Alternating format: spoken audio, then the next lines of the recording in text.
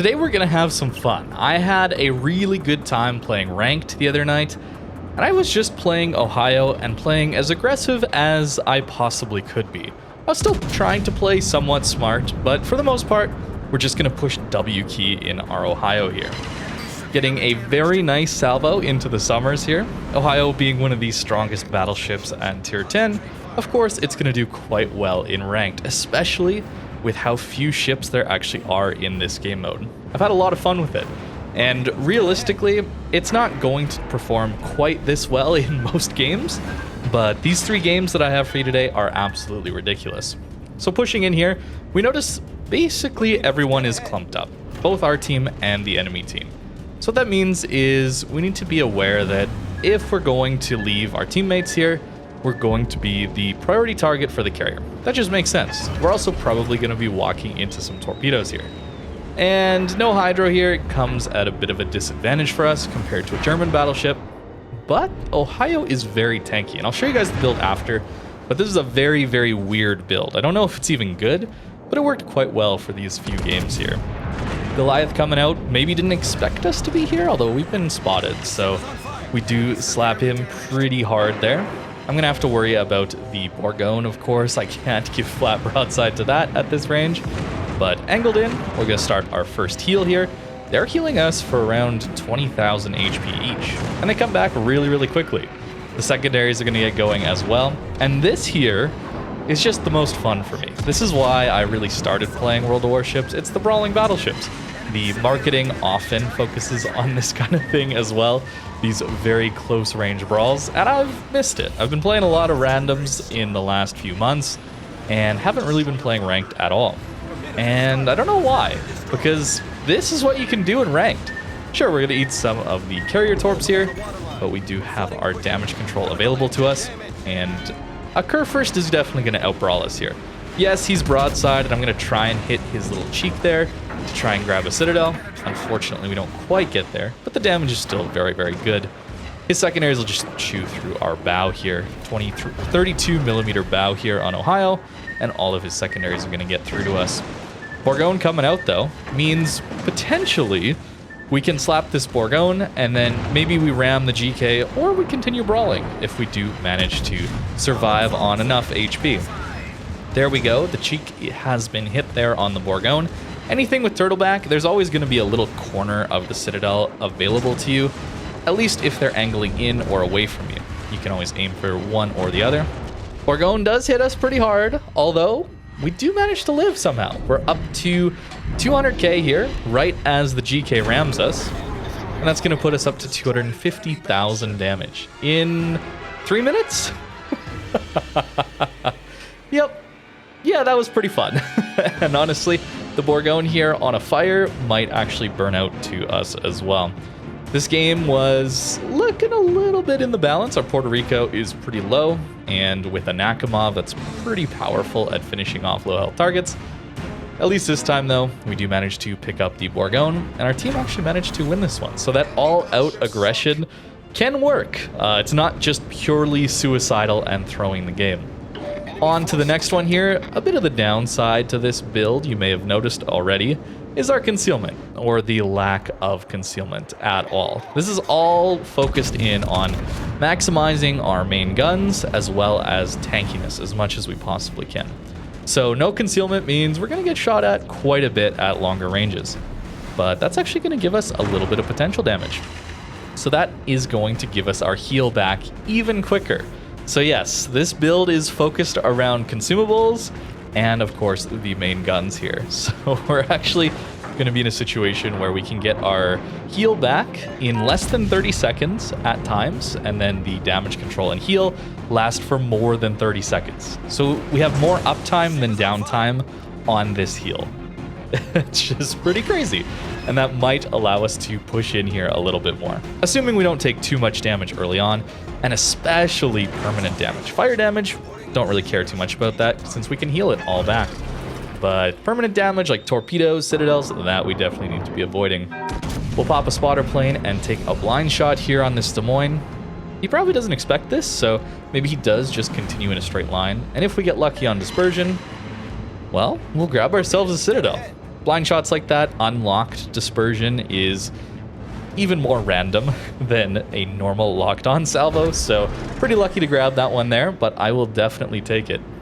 And the normal way you'd play this map is you'd go to the A cap, probably around the islands, much like our Schlieffen is doing in this case, or maybe you'd go to the C cap. But no, we're just gonna charge up the middle and see if they can actually kill us here. Bourgogne looks to be doing the same, and I think we're at a bit of an advantage in this case. At least at closer ranges, Bourgogne armor isn't all that amazing. We can aim up into that superstructure and get our secondaries on to hopefully grab some fires.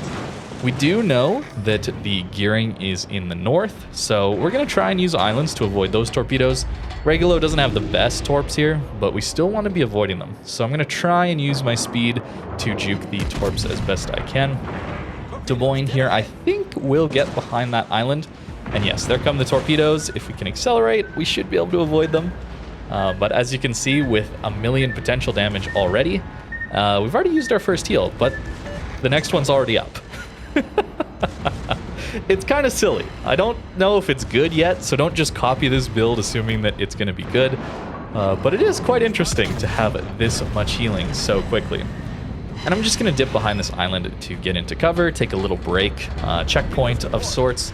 You guys know from a lot of the videos I've done on these brawling battleships, these kind of checkpoints are always going to be beneficial when you're trying to get into a brawling circumstance. You don't want to be fully committed out in the open water without any sort of reprieve, right? Especially in a normal battleship where you're not getting your... Oh, unfortunately we didn't actually hit far enough back to grab a citadel there. If I'd aimed a little further back, that cheek would have been opened up to us in that rear turret section. But these checkpoints are very, very important, especially in a normal battleship, like I was saying, where your heal isn't coming back this quickly. Look at that. We're 20 seconds away from our next heal. We're not going to use it because our ship doesn't have enough potential healing left right now. We got to wait for more incoming damage to actually make use of this next heal. So you know what that means? We'll take out the Bourgogne and continue pushing.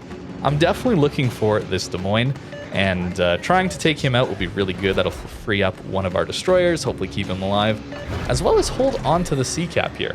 That's a really important thing to do as well.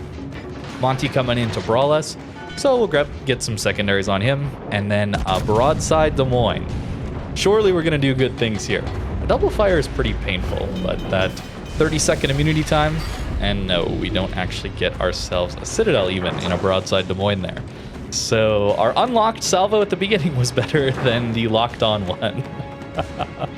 It happens sometimes, it happens. We're definitely full accuracy, don't worry, we're not giving that up. So we are as accurate as an Ohio can possibly be. And to prove that, why don't we go for the cheek citadel on a Montana? Not a very high percentage shot, but you can definitely hit it for big damage if you get yourself a little bit of good RNG. The Regulo in his smoke should be running out soon-ish, but we're still going to just point our bow in there, trying to avoid as many torpedoes as possible. Taking note of where the gearing is, and he actually doesn't really have an angle on us here, so I am okay with crossing this gap to our left. Montana has closed up just enough that we won't have access to that same shot, so no point in really taking it right now. We may as well go after the destroyers. Target selection is pretty important in these brawls, especially in rank battles. If your goal is to rank up, you definitely want to be taking out destroyers. They are going to win a lot of games for you, and they'll lose you games if you don't manage to take them out on the enemy team, of course. So secondaries on the Regulo here, the accuracy is pretty solid on these Ohio secondaries, and we should have the pen as well, so racking up the damage there. We have to deal with this Monty, so notice my angling here, trying to angle as much as I can to avoid those front turrets from the Monty. And we do manage to avoid the citadels, and we get a great look in, but no citadels for us this time, unfortunately. Don't know what happened there. I was pretty disappointed in the moment, but our secondaries going ham should take out the Regulo there. And then maybe if we get lucky, we'll grab ourselves this Monty with the fires or the secondaries. Double fire again, may as well use our damage control. That 30-second immunity time is certainly helping us out. And look at that, we're not even that far away from another heal. Take the Monty out with the fires, and maybe we grab ourselves a Des Moines here for a quick little double strike. Isn't this ridiculous? It shouldn't be working quite this well, and don't worry, it wasn't. I'm showing you the best few games here. Actually, all 3 of these happened in a row, funnily enough. But I continued to stream for, I think, 2.5 hours after this. And this was as good as it got. It certainly got a lot worse after this. But I figured I'd show you guys some of the extreme fun that we can have if we just push the W key here. Mecklenburg is definitely going to take us out. He's focused on HE, so not too worried about going very broadside here. We're so low on HP. We've used all of our heals at this point. Not going to really worry about angling to the torpedoes. We know the gearing torps are coming. It's just a matter of time here. But I may as well just stay broadside here, get the secondaries on, and get as many salvos as I can before the torps get here. And they're going to take me out a little bit earlier than the Mecklenburg guns might have, but 10,000 HP really isn't a lot when those torpedoes hit us, so Mecklenburg would have taken us out soon anyway. We should have angled in if we had more health, though, certainly. But that is definitely going to be a win for our team. A lot of battle impact there, if we can survive long enough. Into our last game here, maybe a little more traditional play. We don't just push the 5 line and everything works out for us. We're actually going to go the normal route to A on this map. Getting the same map in a row kind of sucks for variety, but it's nice for you guys to see maybe a different example in this game of where we can go to have some battle impact as well. The A cap is, of course, very, very important. They have a Brisbane here that maybe we can arc the shells over. Ohio shells aren't the quickest, which is usually a downside, but over these islands, it can be a bit of an advantage. And yes, we do manage to get 1 Citadel. If only 1 shell's gonna hit, I suppose I would like it to be a Citadel. Mecklenburg here gonna be a little bit broadside as well. So we'll take a shot at him, and our Shimakaze is dead already. Yeah, so he kind of yellowed up the middle, and Shimakaze's not quite as tanky as an Ohio as we were in the last game. So that puts us at a major, major disadvantage here. We do get a nice hit in the Mecklenburg. Done decent damage so far. We'll even start our first heal here, trying to maximize the time it takes, or minimize the time it takes to get to our next one.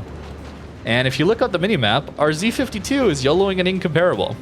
So yeah, it seems like we're going to lose both our DDs here. And there's 4 enemy ships on this flank, and my 2 teammates over here are in very passive positions, let's just say. But we need to do something to try and swing this game in our favor. So we're going to angle into the Mecklenburg shot here, try and hit these cruisers. They're a pretty big threat if we allow them to live and farm us over these islands. And we do manage to dodge the Smallen torps. That does give us a little reprieve before the Smallen torps are back up again. But it's pretty dangerous. Smallen's more than likely on the 1-2 line, and us pushing into the cap means we're going to be very broadside to those torpedoes. I'm still looking at that incomparable. I'm thinking maybe I can help out my GK, finish him off a little quicker. Then we'd get some cross shots out of that GK. Maybe GK can even go for their home cap, something like that. And now we have to decide, how much do we want to push here? I definitely need to use these islands to get out of the line of sight of these cruisers. You can see how you would just get burnt down very, very quickly. So either we stop here at this island, or we continue pushing along to get to the other side of where the Nevsky and the Brisbane are. Both are an option, but they're certainly a little bit more risky to push all the way in. We don't really know where the torps are, and I'm deciding to just risk it here. I'm very broadside to the DD, and you got to take risks at a certain point. This game is quickly getting out of hand. You can't always make the most optimal play. You got to take some risks, and in this case, we actually do manage to grab ourselves that incomparable. GK probably would have finished him off, but it's nice to finish him a little quicker. And we didn't actually eat torpedoes from that Smallen. I know it's not a Holland, so it doesn't have the fastest reload, probably isn't even spec for torpedoes, but I was a little surprised that the Smallen didn't have any torps available for us there when we were flat broadside to him. And our front guns managed to double Citadel that Nevsky, which is also going to help us out a ton. So we're pretty committed now to going to the island there on the other side of the Nevsky. And the torps come past us a little bit late. There they were. I was right to be worried about them, but we do manage to slip past. And now that he's used them, I actually don't have to worry about torps from him, and I can get up to this next island. Focusing on the Mecklenburg, my 2 cruisers in the back, while playing passive, are doing some really good DPM into this guy, certainly helping us to maybe take him out, but also just pushing him away, letting us live, having a little bit more freedom of movement. We're flat broadside here. I just have to turn. I can't really risk staying bow in here and then the Brisbane YOLO torping me or something like that, especially if I'm not looking at his direction. That would be pretty scary. So I do take the risk to turn out. We managed to finish the Mecklenburg off, and this turn actually pays off pretty nicely since it gets us a little farther away from the Smalland, which is quite a bit of DPM and fires, more importantly. And here come those Conga line torps, so hopefully we can avoid them.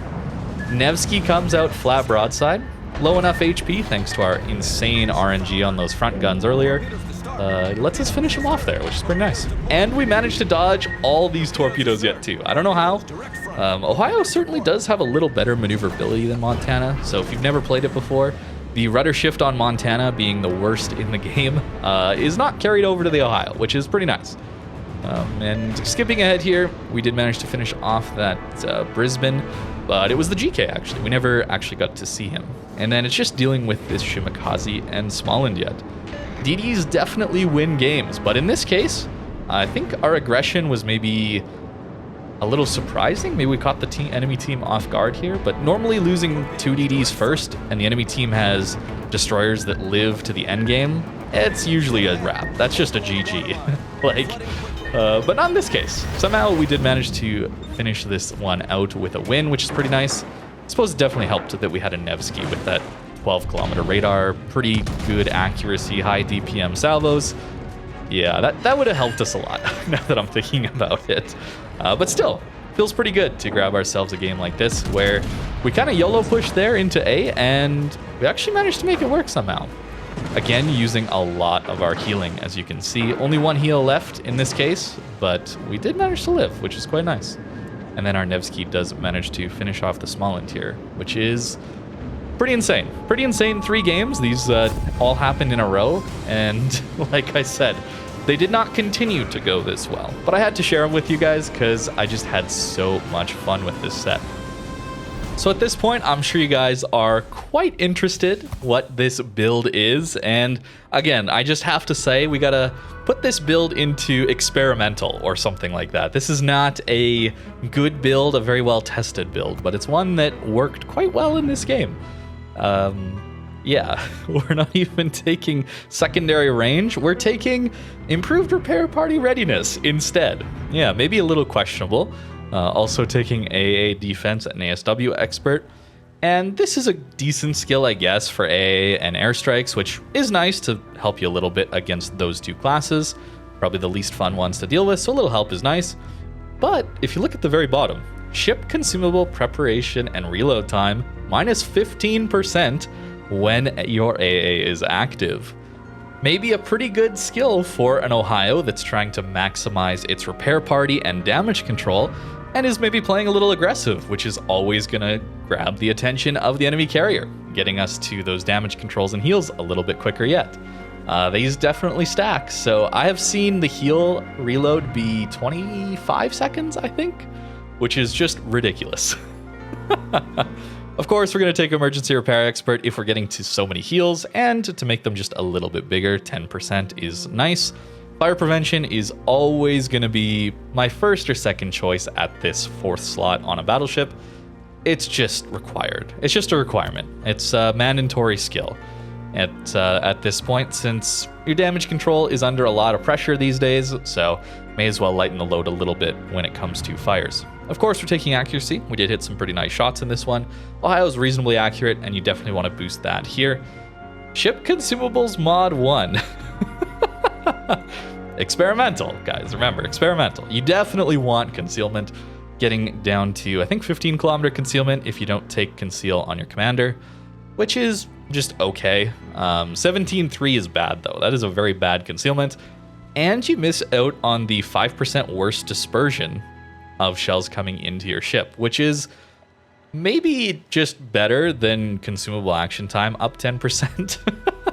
Probably saves you more health than you get back with the extra healing time and the extra damage control party time. It does result, though, this build having so much focused on consumables, in a 34-second immunity time on the damage control and a 34-second action time on the heal. It doesn't take much to have the heal last longer than the reload time, actually, since the base reload time now is 37 seconds, as you can see. A little silly. We're even going to take damage control system mod 2, be a little extra tankier. I really only want to use my damage control on double fires, as you were seeing there. I was trying to maximize that as much as I could, or just use it as an immunity time when I knew I needed to live to get to a checkpoint area, or if I was just about to die, I may as well use that 30 seconds of immunity. So it's nice to have that luxury of, I don't have to damage control this single fire, because it's not really going to last all that long here. Secondary range is going to be beneficial. Without taking the commander skill, we only get 9.5 kilometers here, which is serviceable. The accuracy on the secondaries is certainly much better, sub 10 kilometers. Out to 11, it's kind of nice against battleships and some cruisers, but really not all that useful against DDs these days, thanks to the manual secondary spool up time. So I'm not too worried about 9.5 kilometer secondaries, especially given how aggressive I am playing. Damage control system mod 1, this is just kind of a nothing skill because engine room is not very useful, and the way the percentages work in this upgrade specifically, it's not really all that valuable. Damage control party mod 1. So our main guns did get knocked out once or twice, I think, and sometimes our secondaries can get taken away from our ship. AA certainly gets stripped off the ship pretty quickly when certain AAHE shells hit us. But again, 40% action time. Consumable focus build. Obviously, we're taking full flags as well, trying to maximize our flags and healing and all that as much as we can anyway. So that's the build.